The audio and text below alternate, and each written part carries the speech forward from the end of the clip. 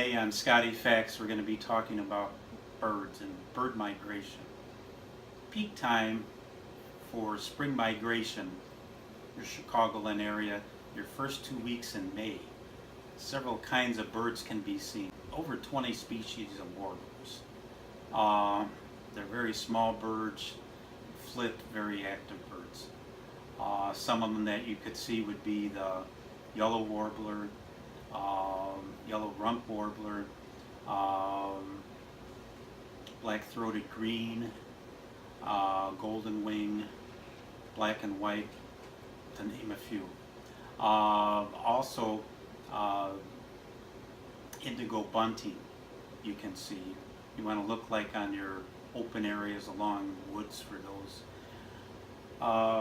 Several kinds of sparrows, white-crowned, white-throated. Also, the open areas, you want to look for the kingbird.